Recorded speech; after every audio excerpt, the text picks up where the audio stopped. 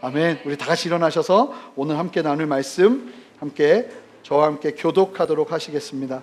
마가복음 4장 10절부터 20절까지의 말씀입니다. 마가복음 4장 10절부터 20절까지의 말씀입니다. 제가 한 절 읽고 여러분 한 절 읽으시면서 함께 교독하시겠습니다.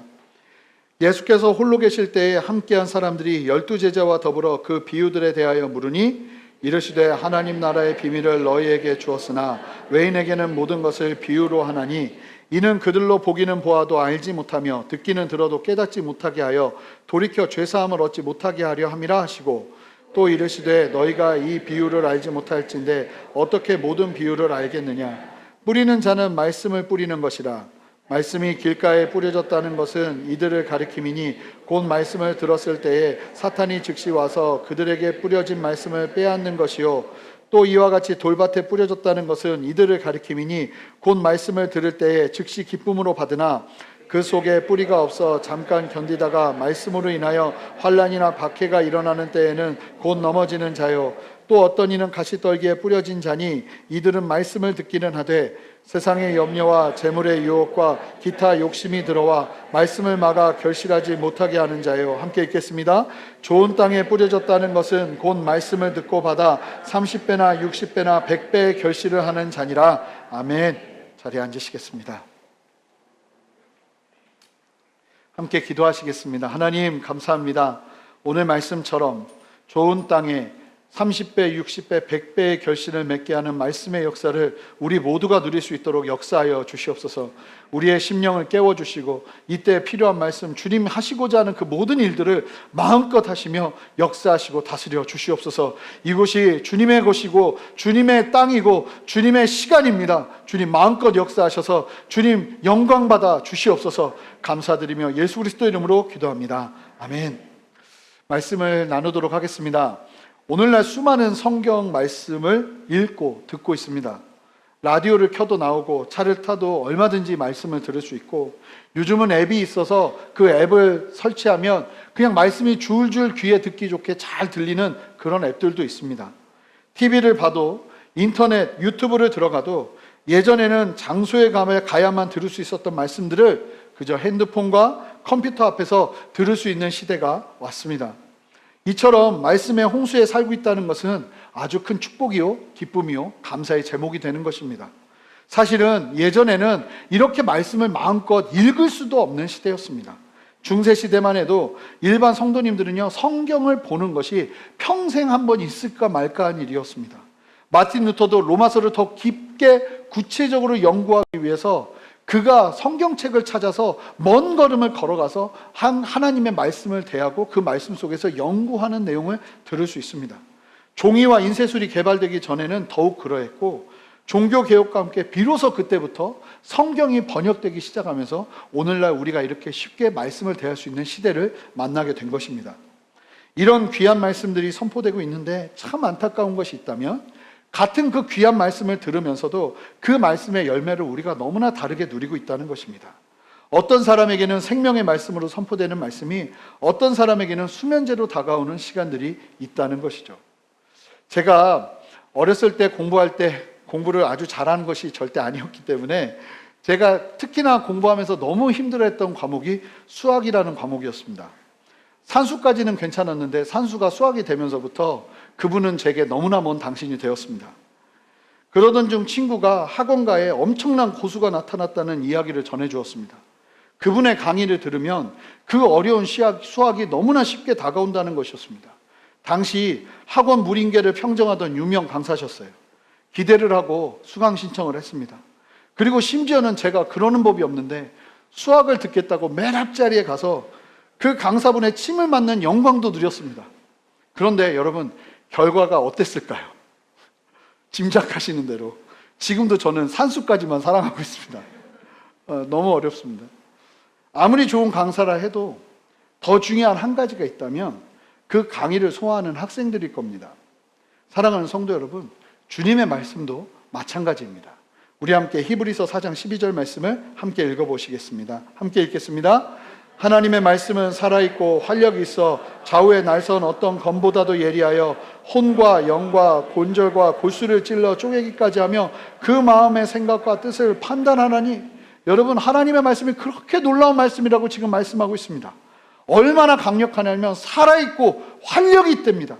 좌우의 날선 어떤 검보다도 예리해서 혼과 영을 쪼개고 관절과 골수까지도 쪼개버린답니다. 여러분, 실제로 들어보면 뼈를 쪼개는 게 그렇게 힘들답니다. 그런데 이 날카로운 말씀이 얼마나 날카로운지 관절과 골수까지도 쪼갠다는 것입니다. 그런데 놀라운 사실이 있습니다. 제 골수가 안 쪼개진다는 겁니다. 그렇게 놀라운 말씀이라고 들었는데 왜 나는 말씀을 들으면서 내 혼이 깨어지고 쪼개지고 내 심령이 새로워지면서 그 말씀의 능력을 경험하지 못하는 것일까요? 내 골수와 내 영과 내 혼은 왜 이 말씀 앞에서 온전하게 그 말씀의 능력을 누리지 못하는 것일까요? 여러분, 이 말씀의 능력을 믿으십니까? 말씀 자체는 원래 그렇게 힘이 있는 겁니다. 강력한 힘이 있는 것입니다. 골수를 쪼개기까지 하는 검보다도 예리한 말씀이 오늘도 선포될 것입니다. 할렐루야. 그런데 오늘도 반응은 둘로 나뉠 겁니다. 정말 생명의 말씀으로 들으시는 분들이 계실 테고 수면제로 들으시는 분들도 계실 것입니다. 분명 어떤 사람에게는 놓칠 수 없는 생명의 순간이 될 것이고요, 어떤 사람에게는 어떻게 보면 빨리 지나갔으면 하는 시간으로 다가올지도 모르겠습니다. 그런데 질문은 이것입니다. 왜 이런 일이 일어날까 하는 것입니다. 왜 이런 일이 일어날까요? 말씀은 참 능력 있는 말씀인데 왜 말씀을 듣는 우리는 각각이 다 다른 반응을 하면서 그 말씀을 대하는 것일까요? 오늘 본문 앞에 있는 내용을 좀 이해하는 게 필요한데요, 마가복음 1장 1절부터 10절을 보면 예수님께 사람들이 엄청 많이 찾아온 거예요. 엄청나게 많이 찾아오니까 이 예수님께서 사람들에게 집중하게 하면서 말씀을 전하시는 것이 쉽지 않아서 사람들을요, 쉽게 말하면 언덕 같은 데 이렇게 쭉 앉게 하고요, 예수님이 물 위에 서서 배를 타고 그 작은 배 위에서 이 회중들에게 말씀을 전하시는 거예요. 그래서 굉장히 멋있지 않아요? 예수님께서 전하시는 그 말씀을 들으면서 얼마나 집중하면서 들었겠어요. 예수님이 말씀하시면 이 물을 타고 들어가면서 소리가 쫙쫙 퍼졌던 거예요. 그러니까 수많은 회중들이 예수님의 말씀을 막 들은 거죠. 예수님께서 말씀을 전하시다가 회중들의 반응을 보시다가 예수님께서 갑자기 비유의 말씀을 하시기 시작했습니다. 비유의 말씀이 어떤 말씀이냐면 이런 말씀이에요. 갑자기 그냥 여러 말씀을 하시다가 이 말씀 하신 거예요. 씨 뿌리는 자가 씨를 뿌리는데 길가에 떨어진 씨는 새가 다 먹어버리고 흙이 얕은 돌밭에 떨어진 씨는 이 뿌리를 내리지 못하고 태양이 강력하게 비치니까 말라서 없어져 버리고, 그리고 가시떨기에 떨어진 씨는 가시의 기운에서 더 자라지 못하고 결실하지 못하는데 좋은 땅에 떨어진 씨는 30배, 60배, 100배나 되는 결실을 한다고 예수님께서 딱 그 비유를 갑자기 말씀하신 거예요. 그리고는 아무런 그 다음에 대답도 하지 않으셨어요. 회중들은 갑자기 그 비유를 하니까 그냥 그런가 보다 하고 제자들도 아는 척하고 들었어요. 그런데 놀라운 사실은 제자들이 예수님 딱 가고 나니까 묻는 거예요. 뭘 물을까요? 무슨 얘기 하시는지 못 알아들어가지고 그 비유가 무슨 뜻이냐고 묻고 그거에 대한 대답을 말씀하시는 내용이 바로 오늘 본문 말씀이에요. 다 돌려보내고 난 후에 제자들만 남은 상태에서 제자들이 그제서야 비유에 대해서 묻습니다. 여러분 상상 가시죠? 알아들은 척 했다가 못 알아듣고 예수님이 혼자 계시니까 찾아가가지고 뚝뚝 찌르면서 예수님 그거 무슨 뜻이었어요? 이렇게 말한 거예요. 거기에 대해서 예수님께서 그러자 제자들에게 그 의미를 분명하게 설명해 주십니다. 오늘 말씀에서 주님께서 우리에게 주시는 메시지의 주된 요지는 이런 거예요. 하나님의 말씀이 동일하게 생명력 있는 듣는 이들에게 다 증거되지만 듣는 이들의 어떠함에 의해서 그 생명 있는 말씀이 다르게 전달된다는 겁니다. 오늘 말씀은 여러분에게 전해질 거예요. 오늘 말씀도 중요한 것은 이 말씀도 여러분들의 마음밭이 어떤가에 따라서 다 다르게 듣게 되게 될 거라는 거예요. 그 말씀을 예수님께서 하신 거예요. 여러분 잘 보시면 예수님도요, 생명의 말씀을 엄청난 영적인 권위로 예수님이 직접 하신 말씀이에요. 그러니까 얼마나 정확한 말씀이겠어요. 얼마나 영성 있는 말씀이겠어요. 그런데 놀라운 것은요, 그 영성 있는 살아있는 예수님의 말씀을 들은 사람들도 반응이 천지차이예요. 그 말씀을 듣고 생명을 경험하는 사람들이 있는가 하면요, 그 말씀을 듣고요, 저거 죽여야겠다, 예수님 죽여야겠다 하는 사람들도 나오게 된다는 겁니다. 아니 같은 말씀을 들으면 생명력 있는 말씀이기 때문에 그 말씀을 듣고 모두가 같은 반응을 해야 될 것 같은데 반응이 전혀 다른 것이에요. 여러분 설교는요, 설교자도 중요하지만 설교를 듣는 사람들도 너무나 중요하다는 사실을 기억하시기 바랍니다. 여러분, 제일 중요한 건 뭐냐면요, 성도님들 안에 목마름이에요. 목마름만 있으면요, 사실은 목사님이 말씀을 막 구체적으로 여러 가지를 정하지 않아도 그냥 말씀만 설명해도 그 말씀 속에서 은혜를 받게 돼 있습니다. 실제로 그래요. 제가 군대를 갔거든요. 군대를 가서 처음에 입대하고 그 다음에 훈련소에서 3일을 보내고, 그리고 나서 군대에서 처음으로 예배를 드리는데요, 목사님이 설교한 지 5분 만에 제가 뭐 하고 있는지 아세요? 펑펑 울고 있어요. 말씀이 은혜가 되기도 했지만 그냥 내가 너무 마음이 힘들고 어려우니까 목사님의 말씀 한 말씀 한 말씀이 다 그렇게 은혜가 되는 거예요. 제가 그때 깨달았어요. 야, 이 말씀이 사실은 설교자보다 더 중요한 게 성도들의 목마름이구나. 이 시간도 여러분들이 목마른 마음으로 주님의 말씀을 대하신다면 이 말씀을 통해서 여러분들로 하여금 30배, 60배, 100배의 열매를 맺게 하실 거예요. 여러분 믿으십니까? 그런데 중요한 것은 어느 누구에게는 그러한 반응과 상관없는, 말씀이 자라지 못하는 결과를 맞이하게 되실 수도 있다는 것입니다. 그렇다면 구체적으로 오늘 본문 말씀을 좀 함께 살펴보기를 원하는데요, 10절 말씀 한 목소리를 읽어보겠습니다. 함께 읽겠습니다. 예수께서 홀로 계실 때에 함께한 사람들이 12제자와 더불어 그 비유들에 대해서 물으니, 여러분, 사람들이 있을 때는 제자들이 묻지 못하다가 예수님이 혼자 계시는 모습을 보니까 이 자기들이 이해하지 못했던 얘기를 예수님께 찾아가서 이야기하는 거예요. 저는 이것도 괜찮다고 봅니다. 모두 앞에서 내가 모른다는 걸 드러내는 건 좀 쉽지 않잖아요. 그러니까 예수님만 계실 때 천천히 찾아가서 그 말씀의 뜻이 무슨 뜻이냐고 묻는 이들의 태도가 너무나 귀하다는 거예요. 여러분, 이런 자세가 우리에게도 필요한 줄 믿습니다. 말씀이 잘 이해되지 않는데 그냥 넘어가면 큰일 나는 거예요. 말씀이 이해되지 않으면요, 저한테도 질문하시고요, 우리 전우사님에게도 질문하시고요, 그리고 우리 서로에게도 혹시 말씀을 조금 더 많이 아는 사람에게 질문하면서 이런 말씀의 의미들을 잘 파악하는 게 필요해요. 제자들이요, 이렇게 예수님께 묻고 났으니까 우리가 이런 윤택함을 누리는 것 아닙니까? 오늘 말씀을 통해서 예수님이 제자들에게 하시는 이 말씀을 통해서 우리도 도전을 받을 수 있는 거예요. 우리 함께 그만큼 이제 이 비유의 말씀을 통해서 주님이 주시는 그 뜻을 이제 주님께서 말씀하시거든요. 제자들이 물으니까 그 말씀을 함께 살펴볼 텐데 11절 12절 말씀을 읽어보겠습니다. 함께 읽겠습니다. 이르시되 하나님 나라의 비밀을 너희에게 주었으나 외인에게는 모든 것을 비유로 하나니 이는 그들로 보기는 보아도 알지 못하며 듣기는 들어도 깨닫지 못하게 하여 돌이켜 죄사함을 얻게 하려 하심이라 함이라 하시고. 여러분, 이 말씀을 잘 보니까 뭐라고 말씀하세요? 마치 예수님께서 사람을 가려가면서 말씀하시는 것 같아요. 특별히 비유로 말씀하시는 건 분명한 이유와 목적이 있어요. 같은 말도 제대로 알아들을 수 있도록 다 설명하시는 것이 아니라 비유로 이와 같이 설명하실 때는 다음과 같은 이유가 있다고 11절 12절이 말씀하시는 거예요. 제가 풀어서 설명해 드려 볼게요. 첫 번째는 하나님 나라에 합당한 자들이 비유의 의미를 더 깊이 깨닫도록 하기 위함이에요. 그러니까 비유를 듣고 나서 이들이 뭐 하기 시작하는 거예요? 이 비유의 뜻이 무엇인가를 찾기 시작하는 거예요. 묻기 시작하는 거예요. 그러면서 거기서 의미를 파악하고 은혜를 누리게 돼요. 그리고 또 다른 비유의 목적은 뭐냐면 하나님 나라에 관심 없는 자들에 대한 징계예요. 이게 무슨 얘기냐면 말씀을 알아듣지 못하게 하려고 비유를 하셨다는 거예요. 어차피 비유로 말하고 나면 그 사람들이 관심조차 없을 거기 때문에 그 비유의 내용을 알고자 하지도 않을 거기 때문에 그 중요한 내용을 비유로 섞어서 이야기하신다는 거예요. 여러분, 하나님의 말씀은 그만큼 중하고 소중한 것입니다. 아무에게나 그냥 드리는 말씀이 아니라 하나님은 그 말씀을 들을 자들에게 들을 수 있도록 말씀하시는 분이 하나님이세요. 만약에 말씀에 관심이 없잖아요. 그럼 하나님도요, 그들에게 그 말씀의 의미를 명확하게 말씀하시지 않고 비유로 말씀하신다는 거예요. 그러면 우리가 예수님께서 말씀하시는 비유를 들을 때마다 어떤 태도로 나가야 되는 거예요? 그 말씀의 의미가 무엇인지, 이 비유를 통해서 주님께서 우리에게 도전하시는 내용이 무엇인지 깨달아 알 수 있도록 주님께서 마치 이 비유가 낚시의 미끼처럼 우리로 하여금 그 비유를 통해서 무슨 뜻이지? 이 말씀을 통해서 주님께서 우리에게 무엇을 말씀하려 하시지? 이 궁금증을 가지고 말씀을 더 대할 수 있도록 주님께서 그러한 일들을 기대하시면서 비유로 말씀하신다는 거예요. 그래서 공동번역 성경이요, 이 부분을 이렇게 번역해 말하고 있습니다. 12절 말씀을 공동번역 버전으로 한번 읽어보겠습니다. 함께 읽겠습니다.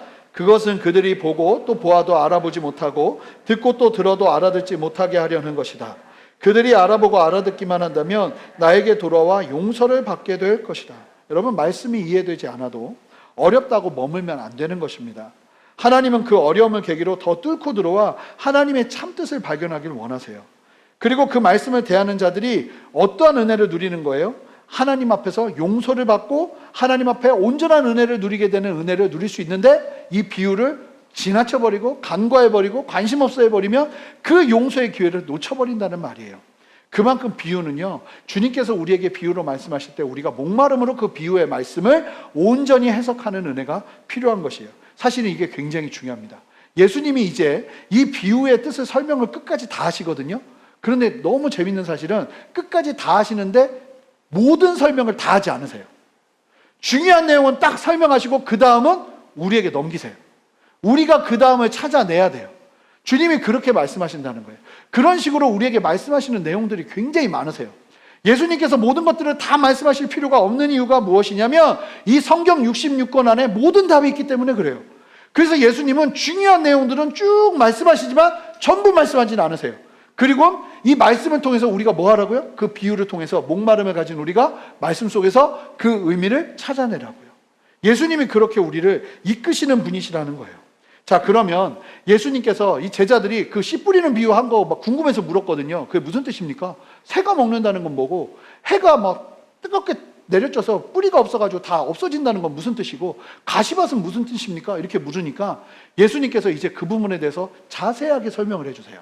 자세하게 설명을 해주시는데 14절에 예수님이 뭐라고 말씀하시냐면, 씨 뿌리는 건 하나님의 말씀을 전하는 거 상징하는 거다. 지금 내가 하나님의 말씀을 증거하는, 내가 너희들에게 지금 했던 것처럼, 지금 배를 타고 사람들에게 말씀을 나누는 것처럼 내가 이 말씀을 나누는 것이 뭐 한 거라는 거예요? 씨 뿌리는 거라는 거예요. 그러니까 이 씨 뿌리는 자의 비유는 말씀을 전하는 자의 비유라는 거죠.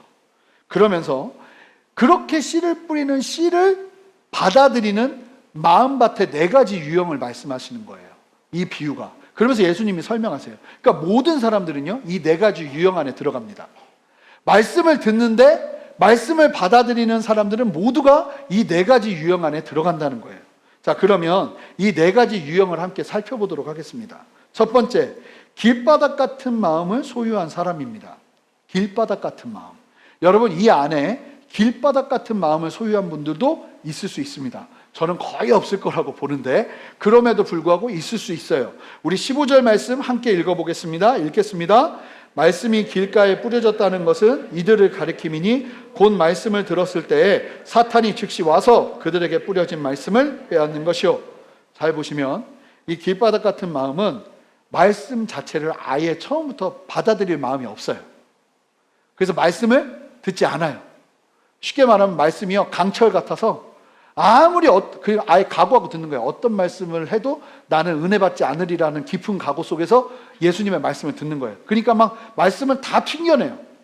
자, 그런데 여러분, 그럼에도 불구하고 말씀이, 그 튕겨진 상태에서 말씀이 그래도 그 마음 앞에만 있어도 말씀의 능력이 있기 때문에 그 강철을 녹이고 그 강철을 뚫고 들어와 말씀으로 우리 안에 역사하실 수 있어요. 여러분 믿으십니까?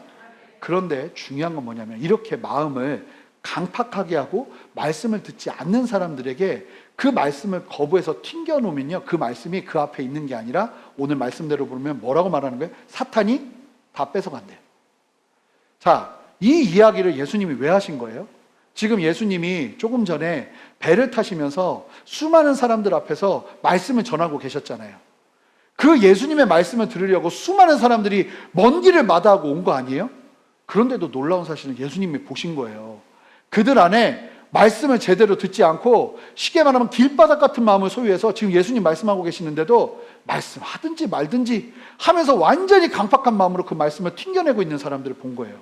그리고 예수님 뭘 본 거예요? 그 옆에 있는 사탄을 본 거예요. 원수 마귀가, 귀신들이 그 말씀을 다 주워가고 있는 모습을 예수님이 보신 거예요. 어디서요? 예수님을 따라서 예수님의 말씀을 듣기 위해서 온 사람들을 바라보시면서 말입니다. 교회 안에도 이와 같은 사람들이 있습니다. 참 신기한데 정말 들을 마음이 없는데 그래도 교회는 꼬박꼬박 오시는 분들이 있어요. 저는 이것도 은혜라고 봐요. 계속 오셔야 돼요. 그러다 보면 언젠가는 그 마음이 다 쪼그라들고 다 벗겨지고 주님께서 새롭게 하시는 때가 있으니까. 그럼에도 불구하고 그런 사람들이 있다는 거예요. 그런데 그런 사람들에게 선포된 말씀은요, 남지 않고 원수마귀 사탄이 다 갖고 간대요. 여러분, 사탄이라는 존재는요, 예수님의 십자가의 죽으심과 부활을 통해서 사형 선고를 받은 겁니다. 그런데 아직도 왜 사탄이 활개를 치는가? 아직 형 집행은 이루어지지 않았어요. 사탄의 사형 선고의 형 집행이 언제 이루어지는지 아세요? 예수님께서 다시 오시는 재림의 때에 이루어지는 겁니다. 그래서 사탄은요, 그때까지 나 말고도 나와 함께 멸망으로 들어갈 인류의 수많은 사람들을 끄집어 당기고 유혹하고 괴롭히고 그들을 변질되게 해서 자기와 같은 길로 가게 하는 거예요. 왜요? 하나님이 너무나 사랑하는 사람들이기 때문에. 사탄은 끊임없이 그렇게 한다는 거예요. 그런데 놀라운 것은 사탄과 클릭이 되는 가장 좋은 길은 말씀을 거부하는 거예요. 말씀을 듣지 않으려고 작정하는 거예요. 말씀이 선포될 때 그 말씀을요, 멀리하기로 작정하는 거예요. 그러하기 시작할 때 뭐가 되는지 아세요? 사탄하고 클릭이 되는 거예요. 그럼 사탄이 옆에서 감사합니다 하고 수긍하고 가는 거예요. 여러분, 교회 안에도 이러한 일이 있을 수 있다는 겁니까? 없다는 겁니까? 있다는 것입니다. 하나님의 말씀을 듣기 위해 와 있는데 옆에서 사탄이 하나하나 수긍해 가고 있는 거예요. 내 안에 선포된 말씀을 내가 받지 않으니까 원수마귀 사탄이 다 끄집어 간다는 거예요. 여러분, 그런 안타까운 일이 일어나지 않아야 하지 않겠습니까? 혹시 여기에 내가 보니까 이거 지금 나 얘기하는 것 같은데 하는 분들이 계신다면 이 시간, 이 예배 시간을 통해서 여러분들의 마음을 깨뜨리시는 여러분 되시기를 주님의 이름으로 축복합니다. 두 번째를 보면, 두 번째 유형은요, 돌밭과 같은 마음을 소유한 사람들이에요. 그런데 이 돌밭은 좀 특징이 있습니다. 우리 16절, 17절 말씀 한 목소리로 읽어보겠습니다. 또 이와 같이 돌밭에 뿌려졌다는 것은 이들을 가리킴이니 곧 말씀을 들을 때 즉시 기쁨으로 받으나 그 속에 뿌리가 없어 잠깐 견디다가 말씀으로 인하여 환난이나 박해가 일어나는 때에 곧 넘어지는 자요. 여러분, 이 돌밭에 뿌려진 자들은요, 말씀을요, 들을 때는 기쁨으로 받아요. 그러니까 쉽게 말하면 무슨 얘기냐면 말씀에 반응을 해요. 아멘도 하고 웃기도 하고 기쁨으로 내가 이 말씀대로 살아야지 하는 마음도 갖는다는 겁니다. 그런데 문제는 뭐냐면 예수 그리스도를 믿고 나면 내 마음의 돌밭들이 갈아엎어져야 되는데, 예수 그리스도를 믿고 나면 내 마음에 그 묵은 옛 죄성의 습관들과 옛 죄악의 모습들과 옛 나의 죄악의 자아들이 완전히 뒤엎어져야 되는데 그게 해결이 안 된 거예요. 그래서 어떤 일이 벌어지냐면 참 놀라운 게 17절 말씀 다시 한번 좀 띄워주시겠어요? 속에 뿌리를 내리지 못해요, 말씀이. 그 내 내면이 정리가 되지 않고 예수 그리스도를 믿음에도 불구하고 내 내면이 주님 안에서 온전히 새로워지지 않으면, 이전 것은 지나갔으니 보라 새 것이 되었도다 말씀하시는 그 주님의 말씀처럼 내가 예수 그리스도를 믿고 나서 내가 새롭게 되어지지 않으면 어떤 일이 벌어지냐면 말씀이요, 내 안에 뿌려져도 내가 아멘해요, 듣겠습니다 해요, 그대로 살겠습니다 해요. 근데 그 말씀이 뿌리를 못 내려요, 이 돌밭 때문에. 그러고 나면 17절 계속 보여주시면 말씀이요, 어떤 결과를 가져오냐면 우리가 말씀을 의지하잖아요. 그럼 환난이나 박해가 일어나게 된대요. 여러분, 이게 굉장히 성경적인 거예요. 여러분, 예수 믿기로 결정하고 예수님의 말씀대로 순종하기로 결정할 때 우리를 기다리는 것은요, 사실은 풍요롭고 아름답고 윤택한 삶이 아니라 이런 환난과 어려움일 가능성이 굉장히 큽니다. 여기서 말하는 환난이라는 단어는요, 위에서부터 아래로 짓누르는 압박이에요. 여러분, 무슨 얘기냐면 말씀대로 내가 세상에 나가기 시작하면요, 압박감을 느껴요, 예수 믿는 사람들이. 말씀대로 세상에 나가서 살려고 그러면요, 압박감을 느끼게 된다고요. 이게 성경적인 거라는 거예요. 그래서 어떤 분들이 그러세요. 나 예수 믿기로 결정했는데 왜 이렇게 힘들죠? 굉장히 성경적인 거예요. 그럼 지금 잘하고 계신다고 해야 돼요. 오히려 예수님 믿고 났는데 굉장히 물론 좋은 것도 있지만 이런 압박감이 전혀 없어요. 그러면 사실은 그것도 좀 이상한 거예요. 왜냐하면 오늘 말씀이 말하잖아요. 예수님이 말씀하시잖아요. 말씀을 인하여 환난이나 박해가 일어나는 것이 기정사실이라고. 그러니까 예수를 믿고 나서 그러한 어려움이 온다, 내가 주님의 뜻 가운데 순종하면서 온전한 걸음을 걸으려고 내가 걸어내기 시작한다, 그러면 그때부터 어떤 것이 오냐면 압박이 온다는 거예요. 이것이 정상적인 거라는 거예요. 그래서 사실은 예수 그리스도를 믿겠습니까? 예수 그리스도 믿겠습니다. 그러면 그분들에게 우리가 중보해 줘야 되는 거예요. 어떤 중보냐면 이분이 그 압박감 속에서도 변함없이 예수 그리스도를 의지하며 갈 수 있도록, 그리고 그분에게도 말해줘야 되는 거예요. 당신이 이제 예수 믿기로 결정했기 때문에 그 다음부터 이제 삶 속에서 압박감이 올 수 있습니다. 여러 상황 속에서 당신을 어렵게 하는 상황이 올 수 있습니다. 말씀대로 순종하다 보면 고난이 올 수 있습니다. 그래도 포기하지 않고 가야 되는 것입니다 하고 이야기해 줄 필요가 있다는 것이에요. 여러분, 말씀을 따르는 삶은요, 이와 같은 말씀을 인한 환난을 만나게 되어 있습니다. 이 사실이 명확하게 성도님들에게 인식되어 있어야 합니다. 그래서 이 환난이 이상한 것이 아니고 이겨내야 되고 극복해야 될 것임을 우리가 기억하고 알아야 한다는 것입니다. 여러분, 돌밭과 같은 마음을 소유한 사람들은요, 그럴 때 내가 말씀대로 막 하나님 앞에 반응하고 나갔는데 세상에 나갔더니 바로 어려움이 와요. 그러면 어떻게 하냐면 이 사람들은, 이 마음이 해결되지 않은 사람들은 하나님 앞에, 말씀 앞에서는 예배 때 반응하지만 세상에 가서 어려움이 오면 바로 이 말씀을 놔버려요. 그리고 세상의 흐름에 따라서 그냥 나를 맡겨버려요. 손들라는 얘기는 안 하겠습니다. 그럼에도 불구하고 들으시다 보면 이거 지금 나 얘기하는 것 같다 싶은 분들이 분명히 있을 거예요.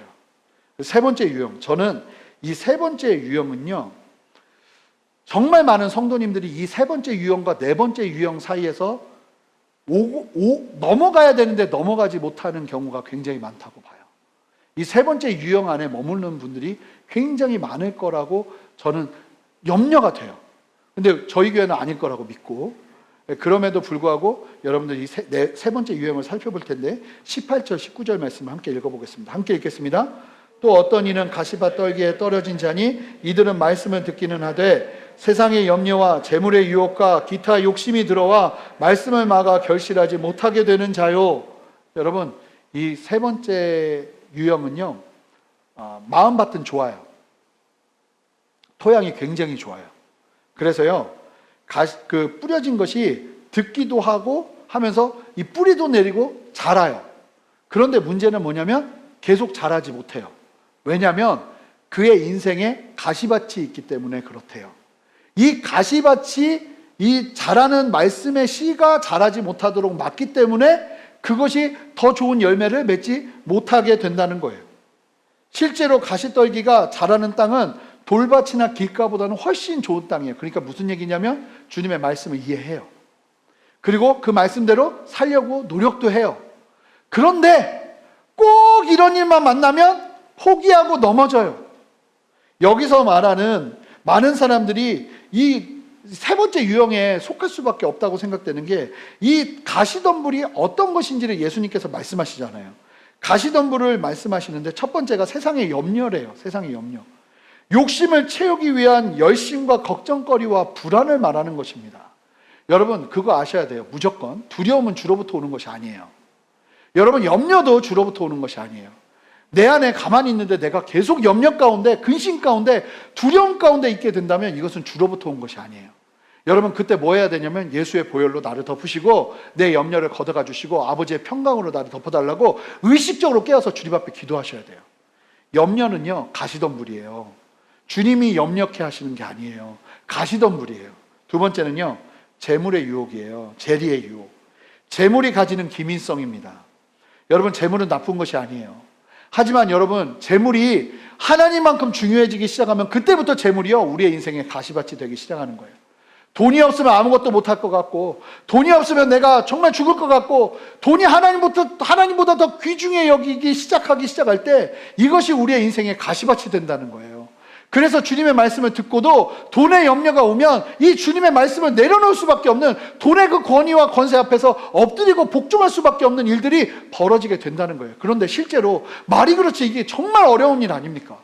돈의 염려가 올 때 얼마나 많은 사람들이 정말 그 안에서 자유할 수 있단 말입니까? 말이 그렇지 잠이 안 오는 것 아닙니까?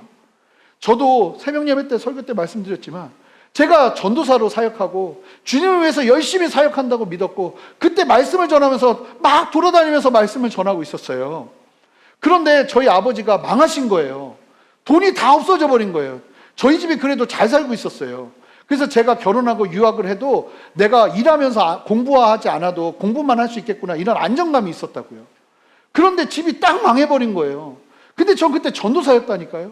믿음도 좋았다니까요. 그런데요, 죽을 것 같더라고요. 솔직한 마음이었어요. 당장 나 어떡하지가 입에서 계속 나오더라고요. 어떻게 해야 되지? 결혼도 해야 되는데, 공부도 해야 되는데, 주님 위해서 살아야 되는데, 돈 없으면 어떡하지? 이게 사실은 솔직한 우리의 마음이더라는 거예요. 사실은 그 시간을 통해서 주님께서 저를 얼마나 귀하게 만주셨는지 몰라요. 그 시간이 없었으면 저는, 분명한 것은 지금의 저는 없어요. 그 시간을 통해서 주님께서 무엇이 더 중요한지를 보고, 무엇이 더 중요한지를 주님께서 끊임없이 말씀하시면서, 아, 그렇구나. 돈이 아니라 예수님이시구나. 돈이 아니라 주님이시구나. 어떤 것보다 주님이 더 귀중하고 소중한 것이구나. 그것을 알기 시작하면서 제 인생은 굉장히 자유로워지기 시작했어요. 사실은 어떠한 것에도 묶이지 않아지기 시작하고 주님 앞에서 두려움 없이 믿음으로 담대히 나갈 수 있는 걸음들을 걸어내기 시작한 거예요. 그런데 놀라운 것은 많은 믿는 사람들이 하나님의 말씀을 들으면서 그 말씀이 온전히 씨를 열매 맺지 못하도록 하는 가장 중요한 요소 중에 하나가 재물의 유혹이라는 거예요. 재물의 유혹. 또 다른 하나는, 와, 놀랍습니다. 그냥 욕심도 아니고 기타 욕심으로 욕심을 다 묶어놔 버렸어요. 욕심 자체가 하나님의 말씀과 영원한 생명에 관심을 갖지 못하게 하는 세상적인 관심과 욕망 그 자체가 가시덤불이라는 거예요. 그래서 말씀이 내 안에 뿌려지고 내가 눈물을 흘리고 주님 앞에 산다고 해도 욕심이라는 녀석이 내 안에 쑥 들어오기 시작하면 그 말씀을 딱 놔버리는 거예요. 이게 익숙해져 버리는, 이게 세 번째 유형이에요. 근데 생각보다 우리가 말씀을 듣고 참 쉽지는 않지만 그럼에도 불구하고 이 세 번째 유형에서 네 번째 유형으로 넘어가지 못하는 경우가 예수를 믿음에도 불구하고 굉장히 많다는 것입니다. 저는 이 자리에 계신 여러분 모두가 세 번째 유형에 머무는 것이 아니라 네 번째 유형으로 가게 되는 여러분 되시기를 주님의 이름으로 축복합니다. 여러분 보시면 네 번째 유형은요, 좋은 땅을 가진 사람입니다. 좋은 땅이에요. 주님이 말씀하시는 평탄하고 고른 땅이에요. 우리 함께 20절 말씀을 한 목소리로 읽어보겠습니다. 함께 읽겠습니다. 좋은 땅에 뿌려졌다는 것은 곧 말씀을 듣고 받아 30배나 60배나 100배의 결실을 하는 자니라. 여러분, 좋은 땅은요, 결과가 너무나 선명해요. 씨 하나 뿌리면 하나의 열매를 맺어야 되는데 30배, 60배, 100배, 쉽게 말하면 하나님이 함께하는 열매를 맺게 하세요. 여러분, 그렇다면 어떻게 우리는 좋은 땅을 가질 수 있을까요? 중요한 건 이제 유형 다 얘기해 주셨잖아요. 유형 얘기해 주셨고, 그럼 좋은 땅이 제일 좋은 거라고 말씀하셨잖아요. 그러면 문제가, 내가 지금 길바닥 같은 마음이고 내가 돌짝 같은 마음이고 내 안에 아직 가시덤불이 많은데 내가 어떻게 좋은 땅이 될지에 대해서 말씀하셔야 될 거 아니에요. 그런데 여기까지 딱 말씀하시고 30배, 60배, 100배의 결실하는 자니라, 그리고는 끝 하고 마신 거예요. 자, 비유의 목적은 항상 정확합니다. 우리로 하여금 목마름을 갖게 하는 겁니다. 그리고 그 말씀을 통해서 하나님이 말씀하시고자 하는 구체적인 뜻이 무엇인가를 찾게 하는 거예요. 자, 그렇다면 우리로 하여금 그 뜻을 더 찾게 하시는 주님 안에서 우리가 이 말씀 속에서 예수님께서 끝내시지만 감추어 놓은 질문을 찾아야 되는 거예요. 그 감춰 놓은 질문이 뭘까요? 그렇다면 우리는 어떻게 좋은 마음의 땅을 소유할 수 있을 것인가 하는 거예요. 여러분, 그럼 어떻게 우리가 가시덤불을 없앨까요? 돌짝을 없애고, 어떻게 우리가 길바닥 같은 마음을 정말 이렇게 순하고 좋은 땅으로 만들 수 있을까요? 여러분, 잘 보니 예수님의 말씀에 모든 설명이 돼 있지는 않았지만 그럼에도 불구하고 중요한 설명은요, 이 성경 안에 다 있습니다. 여러분, 말씀을 보고 궁금한 건 어디서 찾으셔야 되냐면 말씀을 통해 찾으시면 됩니다. 여러분, 요즘은 너무 좋은 시대예요. 왠지 아십니까? 구글에다가 궁금한 거 치시잖아요? 그러면 다양한 설명들이 다 나와 있어요. 그러니까 옛날같이 찾기 어려운 시대도 아니에요. 그러니까 여러분 다 찾으실 수 있으셔야 돼요.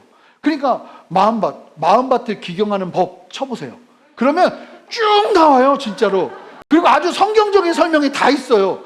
그런데 못 찾으면 안 되는 거죠. 여러분, 저도 설교, 제가 막 성경을 다 알고 있어서 그랬겠어요? 저도 궁금한 거예요. 마음밭을 그럼 어떻게 기경해야 되지? 구글에다가, 하나님은 아니지만 구글에다 물었죠? 그랬더니 구글이 다 알려주더라고요. 하고 딱 보니까, 그렇구나. 성경에서 말씀하시고 계시는구나.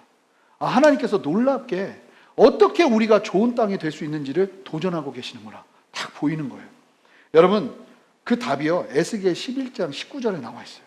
우리 함께 에스겔 11장 19절 말씀 한 목소리로 크게 읽어보도록 하겠습니다. 읽겠습니다. 내가 그들에게 한 마음을 주고 그 속에 새 영을 주어 그 몸에 돌 같은 마음을 제거하고 살처럼 부드러운 마음을 주어. 여러분, 놀라운 말씀 아닙니까?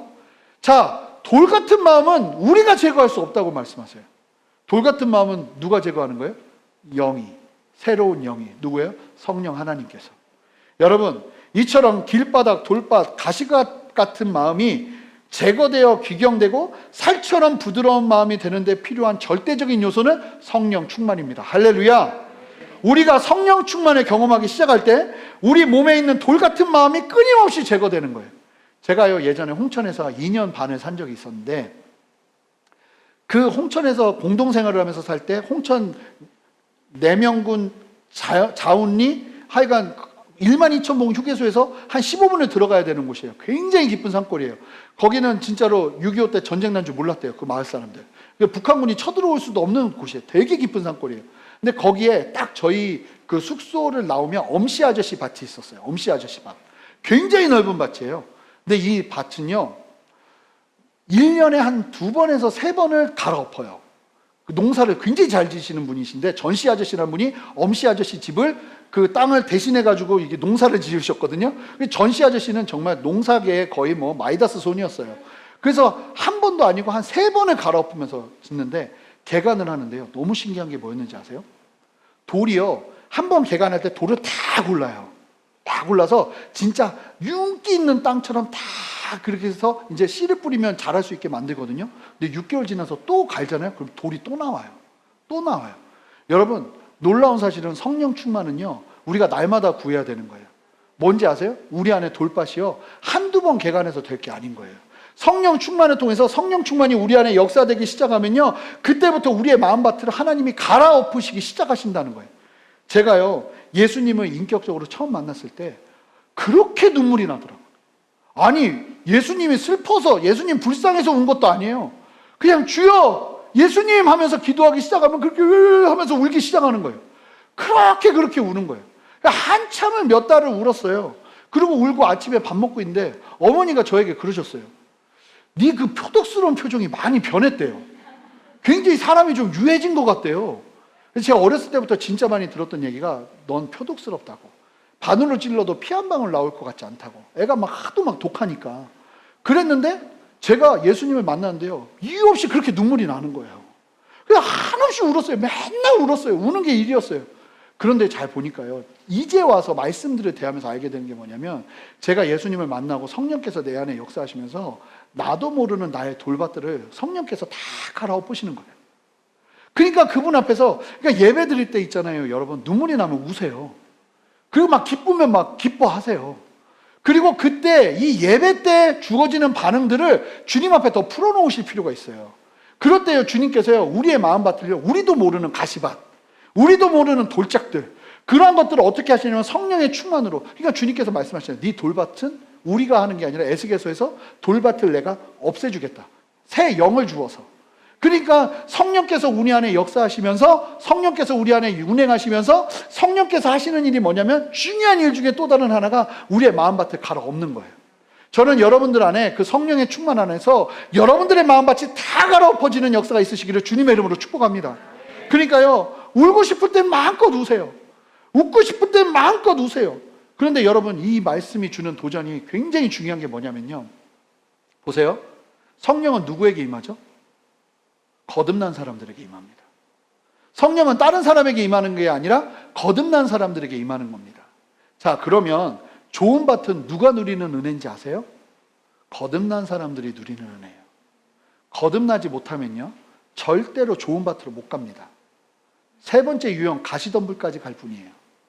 그런데 그 가시덤불의 한계를 뛰어넘는 가장 유일한 길은 다른 것이 아니라 무엇이냐면 물과 성령으로 거듭나는 거예요. 할렐루야.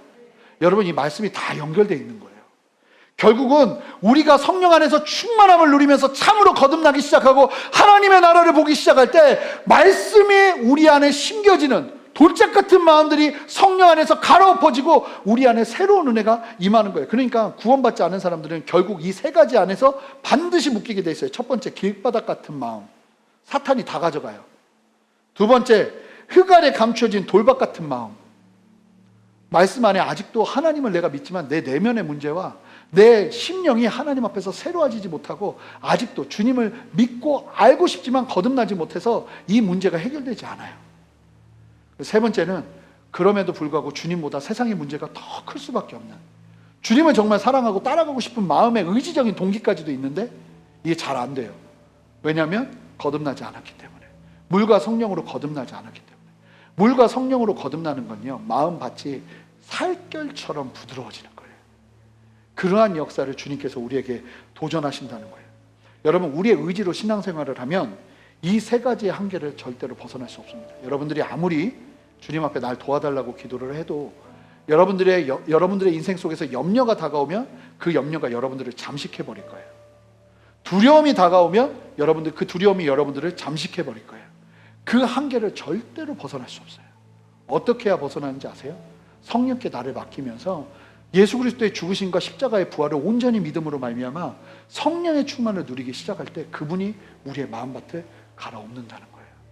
여러분, 저는 맨 처음에 말씀은요, 진짜 이상하다 싶게 말씀만 보면 졸았어요. 돌박 같은 거더라고요. 그런데 놀라운 게 뭔지 아세요? 성령께서 내 안에 거하시고 내 안에 역사하시기 시작할 때 어느 날 말씀을 읽고 있는데 내가 울고 있는 거예요. 이 말씀 속에서 주님이 정말 이 글자 속에서 살아계시는 주님이 내 안에 다가오기 시작하는 거예요. 다른 건 아니에요. 전 다른 일을 한 적이 한 번도 없어요. 다만 내가 예수님을 받아들이고 성령께서 내 안에 충만하게 역사하셔서 내 안에 일하신 것밖에 없어요. 그 일들 속에서 주님이 일하시고 역사하신다는 것이죠. 말씀으로 인한 역경도 세상의 유혹도 여러분 이겨내는, 말씀의 능력이 드러나는 삶을 살게 하는 그 가장 중요한 것은 사실은 거듭남, 성령의 충만 안에서 시작되는 것입니다. 여러분, 성령께서 이 시간 여러분들 안에 그 돌들과 가시덤불을 제거하게 하시며 말씀이 자라게 하시는 역사를 경험하게 하시기를 주님의 이름으로 축복합니다.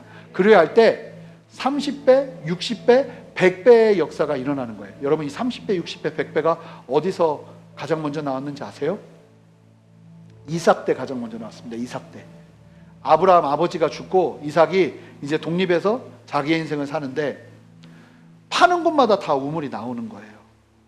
그리고 그 당시에 다른 사람들은 다 굶어 죽는데, 쉽게 말하면 농사가 잘 안 되는데, 이삭은 이상하게 농사만 졌다 하면 30배, 60배, 100배예요. 이 30배, 60배, 100배는요 사람이 노력해서 거둘 수 없는 열매예요. 여러분, 성도들은요 결국은 이 30배, 60배, 100배의 역사를 경험하면서 사는 게 성도의 삶이에요.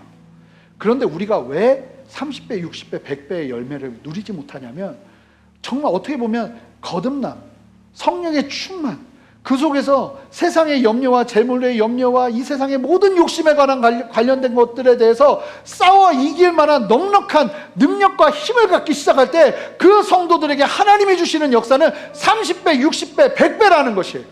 이러한 역사가 여러분 모두에게 있으시기를 주님의 이름으로 축복합니다. 그래서 오늘 특별히 좀 기도하길 원하는데요, 여러분 함께 기도할 때 성령 하나님 내 안에 충만하게 역사하셔서 내 마음밭을 귀경하여 주십시오. 내가 예수 그리스도의 죽으심과 십자가의 부활을 온전하게 믿으며 다시 한번 주님을 영접하오니 주님 내 안에 역사하셔서 나로 하여금 이 놀라운 말씀의 결실을 맺는 인생으로 변화시켜 주시옵소서. 더 이상 가시밭 같은 인생 되지 않기를 원합니다. 돌밭 같은 인생 되지 않기를 원합니다. 길바닥 같은 인생 되지 않기를 원합니다. 좋은 땅으로 우리 모두를 새롭게 하여 주시옵소서. 우리 다 같이 일어서시겠습니다. 그렇게 기도하며 나가길 원합니다.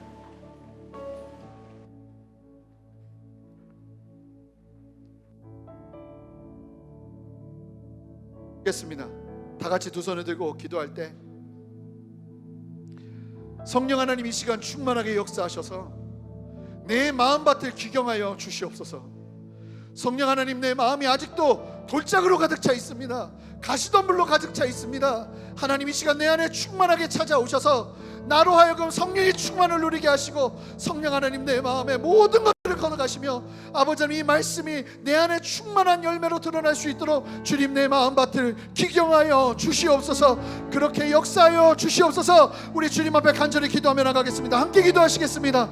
주님, 우리 안에 역사하시는 주님을 찬양합니다. 우리 안에 말씀하시는 주님을 찬양합니다. 성령 하나님 이 시간 역사하시고 좌정하여 주셔서 아버지 하나님 이 시간 충만하게 한 사람 한 사람의 심령 가운데 역사하여 주셔서 주님 앞에 반응하게 하시고 주님 앞에 움직이게 하시고 주님 앞에 아버지 하나님 말씀 앞에 엎드리게 하여 주셔서 그 성령의 충만함 앞에 주께서 행하시고 인도하시는 그 인도하시는 바를 충만하게 누리는 은혜 누리게 하시기를 원하오니 주여 역사하시고 함께하여 주시옵소서. 모든 불신이 떠나가게 하시고 주로부터 오지 않은 마음들이 떠나가게 하시고 하나님이 주시는 담대함으로 다시 한번 내 마음을 드리며 하나님 앞에 온전히 서기를 원하오니 주여 역사하시고 함께하여 주시옵소서. 주님 다스려 주시옵소서. 주님 이끌어 주시옵소서. 주님 말씀하여 주시옵소서. 이 시간 충만하게 역사하시는 성령 하나님을 찬양합니다. 주님 은혜 베푸시고 함께하여 주시옵소서. 우리 두 번째로 기도할 때 우리 명확하게 기도합시다. 다시 한번 예수 그리스도의 죽으심과 예수 그리스도의 부활하심이 날 구원하시기 위함임을 믿음으로 바라보며 주님 앞에 섭니다. 이 참된 믿음의 고백 아래 아버지 예수 그리스도의 십자가의 보혈 아래 서오니 성령 하나님 충만하게 역사하여 주셔서 아버지 하나님 내 마음을 새롭게 하여 주시옵소서. 여러분, 새 부대로 바뀌어야 되는 거예요. 새 포도주를 담을 새 부대가 필요해요. 주님께서 우리의 마음을 새 부대로 바꾸시는 거예요. 우리의 심령을 새 부대로 바꾸시는 거예요. 돌밭을 갈아엎으시는 거예요. 가시밭을 해결해 주시는 거예요. 주님께서 그렇게 역사하실 것입니다. 함께 믿음의 두 손을 들고 주님의 이름 한번 크게 부르며 기도합니다. 주여, 주님 우리 안에 역사하시는 주님, 우리 안에 다스리시는 주님, 할렐루야. 주님 우리 안에 일하시고 말씀하시는 주님, 우리 안에 다시 한번 예수 그리스도의 살아계심을 믿음으로 바라보며 아버지 이 땅에서 참된 성도의 삶으로 온전히 회복되며 주님 앞에 서서 나아가기를 원하오니 성령 하나님 우리 안에 충만하게 역사하시고 다스리시옵소서. 주님만 바라보게 하시고 주님만 의지하게 하시옵소서. 아버지의 진리를 따라 순종하게 하시고 주님의 마음으로 담대하게 설 수 있는 우리 모두 될 수 있도록 역사하여 주시옵소서. 성령 하나님 충만하게 하시옵소서. 성령 하나님 충만하게 역사하시옵소서. 주님을 인정하며 나가는 성도들에게 이 시간 역사하셔서 마음밭을 규경하여 주십시오. 돌밭을 걷어가 주십시오. 아버지 가시나무를 아버지 제거하여 주십시오. 아버지 하나님 우리의 삶을 다시 한번 온전하게 정리하여 주시기를 원하오니 주님이 역사하시고 말씀하시기를 원합니다. 주님이 역사하시고 말씀하시기를 원합니다. 주님 다스리시고 함께 하시기를 원합니다. 주님 이 시간 역사하시고 다스리시옵소서. 이 시간 특별히 기도하기를 원하는데 여러분, 좋은 밭은요 단순한 밭입니다. 단순한 것, 거추장스러운 것들이 다 사라지는 겁니다. 여러분, 아직도 내 마음에 너무나 많은 돌짝과 같은 굳은 마음들, 내 삶 속에서 끊임없이 다가오는 이 가시덤불과 같은 염려들, 하나님 이 속에서 내가 단순해지기를 원하고 자유로워지기를 원하오니 하나님 이 문제 속에서 아버지 내가 어떻게 살아내며 어떻게 이겨낼 수 있을지 볼 수 있는 지혜와 아버지 하나님의 구원하심과 아버지 하나님의 역사하심을 보기를 원합니다. 성령 하나님 이 시간 내가 더 이상 이것에 묶이지 않겠습니다. 나를 자유롭게 풀어주시옵소서. 내 심령이 풀어지기를 원합니다. 내 심령이 묶임 속에서 자유케 되어지기를 원합니다. 주여 역사하여 주시옵소서. 우리 그렇게 소망하는 사람들만 두 손을 들고 함께 기도하기 원합니다. 함께 기도하시겠습니다. 주님이 역사하시는 주님을 찬양합니다. 주님 다스리시고 함께하여 주셔서 아버지 하나님의 다스리시고 아버지 하나님의 역사하심 속에서 이 굳은 마음이 사라지게 하시고 걷어지게 하시고 이 돌짝 같은 마음들이 주님의 진리 안에서 새롭게 되어지는 역사를 누리게 하시기를 원하오니 주여 역사하시고 말씀하여 주시옵소서. 그렇게 새 일을 행하시는 주님을 찬양합니다. 그렇게 역사하시는 주님을 찬양합니다. 그렇게 다스리시는 주님을 찬양합니다. 할렐루야. 역사하시고 인도하셔서 아버지의 말씀을 온전하게 받아들이며 이 말씀을 대하는 우리들의 참된 삶이 온전히 회복되기를 원하오니 주여 역사하시옵소서. 감사합니다. 주님 성령 하나님을 찬양합니다. 이 시간 더욱더 충만하게 운행하시고 역사하시고 다스리시옵소서. 두려워하지 않게 하시고 믿음으로 담대히 서게 하시고 하나님의 말씀으로 다시 한번 무장되게 하시고 그 말씀이 다시 한번 온전히 심겨질 수 있도록 주님 역사하시고 함께하여 주시옵소서. 그렇게 하시는 주님을 찬양합니다. 역사하시고 다스리시옵소서. 할렐루야. 주님 역사하시고 함께하시옵소서. 감사합니다. 주님 찬양합니다. 주님 아멘. 감사합니다. 마지막으로 기도하기 원합니다. 마지막으로 기도할 때 이 시간 특별히 내 안에 아직도 이 거듭남의 문제가 해결되지 않은 분들이 혹시나 더 계신다면 이 시간 우리 다 눈을 감겠습니다. 눈을 감고 저도 눈을 뜨지 않겠습니다. 다 눈을 감고 주님 앞에 좀 그런 분들만 계신다면 하나님 이제 내가 더 이상 세 가지 유형이 아니라 마지막에 좋은 마음의 밭을 소유하며 주님의 말씀대로 30배, 60배, 100배의 결실을 맺는 참된 성도의 삶을 살아가기를 원하오니 예수님 나의 왕으로 자정하여 주시옵소서. 예수님 나를 붙들어 주시옵소서. 우리 그렇게 함께 손을 든 분들은 기도하시고 손을 들지 않은 분들은 이 시간 성령께서 충만하게 역사하셔서 다시 한번 거듭남과 예수 그리스도의 물과 성령으로 거듭남과 성령의 충만이 우리 안에 충만하게 역사해 줄 수 있도록 우리 함께 한 마음으로 기도하기 원합니다. 함께 기도하며 나가겠습니다. 함께 기도하시겠습니다. 할렐루야. 주님 역사하시는 주님을 찬양합니다. 할렐루야. 주님 역사하시는 주님을 찬양합니다. 할렐루야. 주님 찬양합니다. 주여 역사하시고 일하시고 나누셔서 하나님 우리 안에서 일을 행하시옵소서. 두려워하지 않게 하시고 담대케 하시옵소서. 예수 그리스도를 참된 구주를 영접할 뿐만 아니라 이 땅을 살아내며 아버지 가시덤불과 돌과 같은 마음의 한계들 속에서 참된 자유와 역사하심과 다스리심과 만지심을 경험하며 선을 허락하시기를 원하오니 주여 역사하시고 함께 하시옵소서. 그렇게 새 일을 행하시는 주님을 찬양합니다. 그렇게 역사하시는 주님을 찬양합니다. 다스리시는 주님을 찬양합니다. 주여 오셔서 역사하시며 다스리시옵소서. 할렐루야 할렐루야.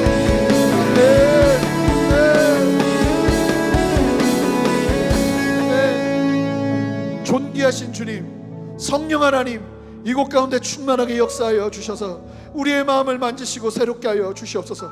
돌밭 같은 우리의 마음을 기경하시고 가시덤불로 가득 쌓여있는 우리의 문제와 우리의 어려움 속에서 주님 앞에서 좋은 밭으로 온전히 설 수 있는 주님의 일하심과 역사하심을 보게 하여 주시옵소서. 두려움이 떠나가게 하시고 염려가 떠나가게 하시고 재물에 대한 모든 두려움들 속에서 자유케 되어지는 역사를 보게 하시기를 원하오니 이 시간 성령 하나님께서 충만하게 역사하여 주시옵소서. 내가 나사렛 예수 그리스도 이름으로 명하는 것은 주로부터 오지 않은 모든 두려움들과 묶임들과 주로부터 오지 않은 모든 염려와 근심과 걱정들은 이 시간 예수의 이름으로 명하노니 우리 성도들의 심령과 삶 가운데서 예수의 이름으로 명하노니 떠나갈지어다. 아멘. 역사하시며 다스리시는 주님을 찬양합니다. 하나님 계속 일하시옵소서. 마음밭이 한 번만 갈아서 될 것이 아니라 성령의 충만함 속에서 끊임없이 그 작업들이 우리 안에 일어나기를 원하오니 주님 앞에 우리의 마음을 드리며 마음껏 반응하겠습니다. 주여 역사하시고 우리의 예배 가운데 다스려 주시옵소서. 감사드리며 예수 그리스도 이름으로 기도합니다. 아멘. 우리 함께 찬양하며 주님 앞에 나아갑니다. 함께 고백합시다. 허무한 시절 지날 때 기쁜 한숨 내쉴때 그런 풍경 보시며 단식하는 분이 있네. 고와 같이 너희를 버려두지 않으리. 아멘. 내가 너희와 영원히 함께하리라. 함께 고백합시다. 성령이 오셨네. 성령이 오셨네. 성령이 오셨네. 내 주에 보내신 성령이 오셨네. 우리 인생 가운데 친히 찾아오셔서 그 나라 꿈꾸게 하시네. 우리 고백합니다. 억눌린 자 갇힌 자 자유함이 없는 자 피난처가 되시는 성령님께 주의 영이 계신 이곳에 참 자유가 주의 영이 계신 곳에 참 자유가 있다네.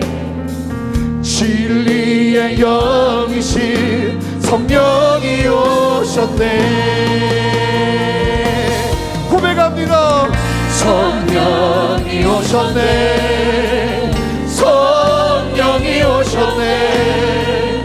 내 주에 보내신 성령이 오셨네. 우리 인생 가운데 주님 다스리시옵소서. 할렐루야. 그 나라 꿈꾸게 하시네. 성령이 오셨네. 성령이 오셨네. 성령이 오셨네. 내 주에 보내신 성령이 내 자리 되시네. 우리 인생 가운데 친히 찾아오셔서 그 나라 꿈꾸게 하시네. 우리 함께 고백합시다. 예수 닮기를 예수 닮기를 예수 보기를 예수만 높이길 내가 원하네. 내 평생 소원 예수 닮기를 예수만 닮기를 내가 원. 우리 두 손을 높이 들고 선포합시다. 예수 닮기를 예수 닮기를 예수 보기를 예수만 높이길 내가 원하네.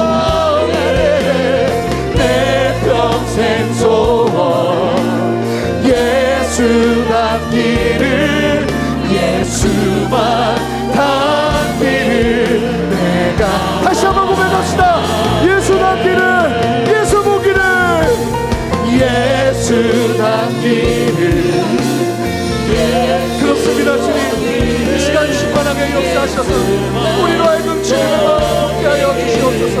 내가 원하네 내 평생 소원 예수 닮기를 예수만 보이길 내가 원하네. 그렇습니다. 주님, 이 시간 우리 안에 역사하셔서 우리의 마음밭을 귀경하시며 우리의 마음밭에 말씀이 심기어 열매 맺게 하시는 성령 하나님의 일하심을 인정하며 찬양하며 나갑니다. 우리 성도님들의 마음밭을 주님 이 시간 완전히 갈아엎어 주시고 한 사람도 빠짐없이 좋은 밭을 소유하여 하나님의 말씀의 열매를 맺는 참된 은혜 누리게 하시기를 원하오니 주여 역사하여 주시옵소서. 인생을 살며 천만이 노력하지만 노력하는 나의 노력과는 달리 내 손에 잡혀있는 것이 일푼 하나 없는 안타깝고 힘들고 어려운 현실 가운데 있었던 그 한계를 넘지 못하는 성도님들이 계셨다면 이 시간 주님 찾아오셔서 친히 위로하시고 예수 닮으며 예수의 마음으로 그 마음이 기경됨을 통하여 이제 그의 인생 속에서 하나님께서 열매 맺게 하시는 30배, 60배, 100배의 열매를 보게 하시는 당신의 놀라운 일하심이 있기를 주님의 이름으로 축복하며 기도합니다. 예수님 이 시간 친히 찾아오셔서 용기가 되어주시고 힘이 되어 주시옵소서. 코로나라는 참으로 힘들고 어려운 현실 속에서 지치거나 낭망하는 것이 아니라 예배를 드리며 주 앞에 나아갈 때마다 그 말씀의 씨가 내 안에 뿌리가 되고 자라 열매가 맺혀지는 그 은혜 속에서 변함없이 주님을 바라볼 수 있는 참된 굳건한 강건한 믿음 우리 모두에게 허락하여 주시고 한 사람도 좌절하거나 낭망하지 않도록 주님 당신의 붙드심으로 역사하시고 함께하여 주시옵소서. 감사함으로 주님 앞에 드리는 헌물을 주님 기뻐 받아주시고 이 헌물이 쓰임받는 곳마다 하나님의 나라와 영광이 살아나는 역사 일어날 수 있도록 주님 함께 하시고 우리 성도님들의 귀한 헌신 위에 주님 한없는 은혜와 축복으로 역사하여 주시옵소서. 이제는 우리 주 예수 그리스도의 크신 은혜와 아버지 하나님의 무한하신 사랑과 성령의 내주하심과 교통하심과 신실한 역사하심이 오늘 말씀을 기억하며 이 말씀대로 좋은 밭을 소유하여 말씀의 씨를 열매 맺으며 주님의 뜻을 이루며 살아가기를 소망하는 이 자리에 계신 모든 성도님들과 성도님들의 가정과 직장과 삶의 모든 터전 위에 그리고 이 나라와 온 열방 위에 이제로부터 영원토록 함께 하시기를 간절히 축원하옵나이다. 아멘.